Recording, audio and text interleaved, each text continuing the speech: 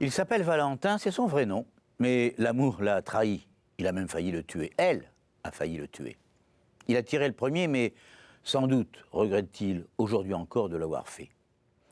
Les jurés l'ont acquitté, mais Valentin, aujourd'hui, traîne sa vie sans but. Quelque part, il aimait mieux qu'elle le batte plutôt que de n'être pas là. Avant qu'il ne se retrouve devant les jurés de la cour d'assises de Bobigny, Valentin en avait déjà beaucoup subi. La preuve, c'est ce qui s'est passé il y a 25 ans déjà. En plein jour, un homme s'est précipité dans le commissariat de Villepinte, en Seine-Saint-Denis. Il n'était vêtu que d'un pantalon, le torse ensanglanté, strié de coupures. L'homme s'exprimait avec peine. « C'est ma femme, elle me frappe, elle a failli me tuer. » Les policiers, d'abord un peu goguenards, ont finalement accepté de le raccompagner chez lui. « Faites attention, leur avait-il dit, c'est une furie. » C'était vrai, se souvient l'un des policiers. À peine était-on entré qu'une femme, oui vraiment une furie, s'est précipitée sur lui sans s'occuper de nous. Elle hurlait des injures, elle avait un marteau à la main, elle voulait lui casser la tête. Croyez-moi, on s'est mis à plusieurs pour la calmer. Cette furie, cette jeune femme, c'était Herkia, l'amour torturé de Valentin. On verra plus tard comment elle est arrivée dans la vie de cet homme, mais je me souviens d'une question de la présidente. Mais enfin, pourquoi êtes-vous resté avec cette femme qui vous battait? Et l'homme dans le box, là, les cheveux blanchis, la taille un peu voûtée, il a répondu d'une voix basse, « Je l'aimais. Ah, je sais bien ce qu'on pense, mais je ne pouvais pas m'en passer, je ne pouvais pas m'en séparer. » De l'amour désespéré de Valentin, on peut sans doute en sourire, mais c'est l'histoire d'une passion profonde, comme on en rencontre peu, surtout dans les cours d'assises. C'est la raison pour laquelle je vais vous la raconter, cette histoire. D'abord, on se demande pourquoi et comment ils se sont rencontrés, et pourquoi surtout ils n'ont quasiment vécu qu'une seule année sous le même toit. Le premier visage, c'est celui de Valentin. C'est un homme mince, de belle taille, un regard tranquille et le sourire facile. À l'époque, 25 ans plus tôt, c'est un garçon un peu timide et disons quelque peu complexé. Il aime l'opéra, la littérature, il est linotypiste dans un grand journal du matin. Donc, il travaille très tard le soir. Célibataire, il doit, pour dîner, trouver des restaurants ouverts très tard. C'est peut-être une excuse pour aller à Pigalle, quartier de Paris, où l'on trouve, entre autres choses, c'est vrai, des brasseries ouvertes tard. J'étais dans un bistrot, près de la place Blanche, raconte-t-il. Il était 2h du matin environ. À une autre table, elle était là. Je me souviens de ses cheveux noirs, de son visage d'oriental. Alors là, les jurés l'observent attentifs. C'est vrai que cette voix douce traduit bien, des années plus tard, l'espèce de fascination qu'Herkia, c'était le nom de la jeune femme, a tout de suite exercé sur Valentin. Il a presque 40 ans, aucune femme n'a vraiment traversé sa vie, il tombe amoureux ce soir-là et n'en sortira plus jamais. D'abord, il raconte encore, d'abord je me suis dit, oh bah, elle est trop bien pour moi, je lui ai souri, elle aussi, elle m'a fait signe, je lui ai fait signe. Oui, oui, elle est venue à ma table. La présidente l'interrompt doucement. Vous avez-vous demandé ce que cette femme faisait là, à 2h du matin, à Pigalle? Non, pas du tout. Je ne me suis pas posé la question. En fait, j'étais fasciné par ses yeux. À l'époque, Herkia est encore une très jolie femme. La vie ne l'a pas épargnée, on va le voir, mais il semble qu'elle ait d'abord saisi la chance que cette vie lui tendait. En effet, au bout de quelques semaines, Valentin parvient à la convaincre de venir habiter avec lui. Mais vous ne vous êtes pas douté qu'elle se prostituait? La présidente pose la question que tous les jurés, évidemment, ont en tête. Et la vraie réponse lui est faite. Non, elle m'en a peut-être parlé plus tard, mais ça m'était égal. Je l'aimais. En somme, vous l'avez sortie du trottoir. Bah, disons que je l'ai convaincu d'arrêter. En réalité, Valentin ne peut jurer qu'Herkia n'a pas poursuivi son activité en cachette. Durant l'audience, plus je l'observais, cet homme, plus je pensais que Valentin vivait dans un autre monde. Avoir cette femme qu'il aimait à ses côtés remplissait son existence. Il n'en voulait pas plus, il aurait pu s'en contenter. Ben, il va falloir éclairer l'autre visage, celui d'Herkia. Elle pourrait vite vous devenir odieuse, mais si on regarde bien, on découvre ceci. Elle avait à peine 17 ans lorsque sa famille l'a mariée de force, là-bas, à un riche Algérien qui va lui faire tout de suite 4 enfants. Une seule fille, d'ailleurs, survivra au moment des faits. C'est elle qui sera en partie civile devant Valentin, qui ne cessera de la regarder comme pour lui demander pardon. D'ailleurs, je n'ai pas très bien compris le sens de ses regards à elle. La haine, la pitié, je ne sais pas. Reste que le mari la répudie finalement, Herkia, parce qu'elle est trop pauvre. L'humiliation, l'exil, les enfants. Pour Herkia, il ne reste que le trottoir pour survivre.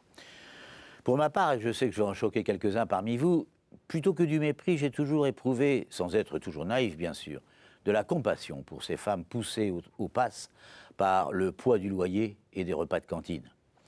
Valentin était pour Herkia une sorte de seconde chance. Elle l'a détruite et personne ne sait trop pourquoi. C'était peut-être trop tard. Au bout de quelques semaines donc, au bout de quelques semaines seulement, son caractère s'est aigri. Elle a commencé à persécuter son amant comme si elle voulait lui faire payer les souffrances que les autres hommes lui avaient fait subir. Alors elle a d'abord voulu que j'achète un pavillon à Villepinte, puis alors elle n'en a plus voulu, alors je l'ai vendu, puis alors j'ai acheté un appartement à Livry-Gargan, puis en fait, elle ne supportait pas mon métier, mes horaires de nuit. Elle a failli me faire perdre mon boulot. Elle a retardé les pendules pour que j'arrive en retard. C'est à cette époque qu'elle a commencé à vous frapper ? Bah oui, en 78, je suis allé me réfugier au commissariat. Ensuite, en 91, elle voulait me poignarder, alors je me suis enfui à temps. Ce qu'il raconte, Valentin, d'autres l'ont vu et sont venus le dire. Par exemple, un collègue de Valentin. Il raconte « Je l'ai vu sauter par la fenêtre du bureau pour échapper à sa compagne. Elle hurlait, il était paniqué parfois. Il dormait même dans la pièce du comité d'entreprise parce qu'il avait peur de retourner chez lui. Une autre fois, j'ai vu Valentin arriver, le visage griffé, plein de sang. Après quelques témoignages de cette nature, la présidente s'étonne, mais enfin, vous vivez cet enfer durant 10 ans et vous l'épousez. Mais pourquoi ? Valentin cherche ses mots, il sait ce que tout le monde pense. Oui, je comprends, mais je l'aimais toujours.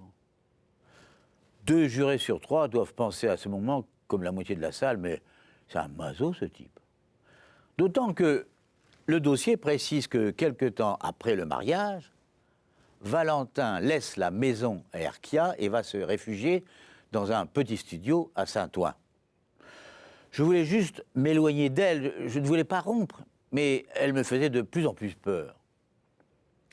Même si Valentin en remet un peu dans sa terreur, les faits sont là. Herkia vit dans l'appartement de Livry-Gargan, Valentin, lui, dans son galetas de Saint-Ouen. Mais c'est lui qui paye tout. Herkia venant chaque mois, comme elle a compté, elle vient lui réclamer ses 250 € que Valentin s'empresse de lui donner pour éviter l'orage. C'est d'ailleurs ce qui devait se passer le 26 juin 2001. Herkia a maintenant 63 ans, mais depuis 20 ans, sa hargne est toujours aussi virulente. Alors, elle ne m'avait pas prévenu, j'étais allé faire quelques courses, elle est revenue le lendemain, elle était folle de rage d'avoir attendu. Valentin poursuit lentement son récit, comme s'il avait peur finalement de revivre la faim. Alors, j'aurais pas dû lui parler de la facture d'EDF. Quelle facture ? Demande la présidente, qui veut faire comprendre le problème aux jurés. J'avais reçu une facture d'eau chaude pour le pavillon, une facture de 2000 €, vous vous rendez compte ? Alors, elle s'est déchaînée, je l'avais jamais vue comme ça. Elle m'a injurié, elle s'est précipitée sur le balcon, il y avait une bouteille vide, elle l'a cassée, elle avait le tesson dans la main, elle s'avançait vers moi, je ne savais plus quoi faire. Valentin, c'est son récit bien sûr, s'est vite retrouvé coincé entre le lit du petit studio et puis Herkia qui s'avançait balançant son bras armé du tesson de bouteille. Qu'avait-elle en tête à ce moment-là ? Faire peur à son vieux mari ou carrément, dans sa fureur, l'égorger une bonne fois pour toutes ? Herkia était apparemment dans un tel accès de violence, de furie, qu'elle était capable de tout, quitte d'ailleurs à le regretter plus tard. Alors à cet instant du procès, un objet fait question, comme on dit, le fusil à pompe. Je l'avais acheté, j'avais peur des cambriolages. Sur le moment, moi je ne l'ai pas cru. J'avais quelque part l'idée, mais ça n'a pas été démontré, que Valentin avait un jour acheté cette arme pour se défendre d'Herkia. J'ai pris le fusil qui était le long du lit, je lui ai montré. Elle criait, elle avançait toujours. J'ai armé pour lui faire plus peur. Je lui criais d'arrêter, mais elle me balançait toujours son tesson de bouteille au visage. J'ai eu peur. Je ne sais plus ce qui s'est passé. Je ne me souviens plus que de l'odeur de la poudre. Personne n'a rien entendu, car, fait exprès, un orage roulait sur la région parisienne, des coups de tonnerre se succédaient, au moment où Herkia, la poitrine déchirée par la décharge de chevrotine, s'écroulait sur la moquette usée du studio. Elle n'avait aucune chance. Elle n'en avait offert aucune non plus à Valentin.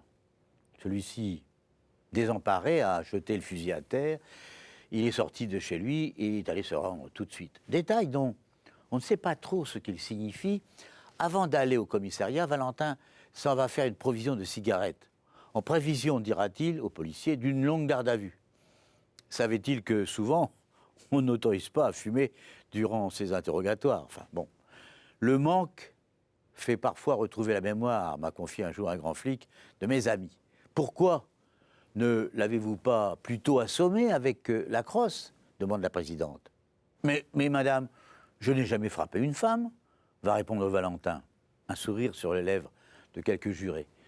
Mais c'est sans doute très révélateur de la psychologie profonde de Valentin. L'avocat général, c'est son métier bien sûr, s'adressant aux jurés, va leur dire deux choses. D'abord, Valentin en remet dans la soumission. Ensuite, il y avait approximativement, selon la reconstitution, 1,60 m entre Herkia et Valentin.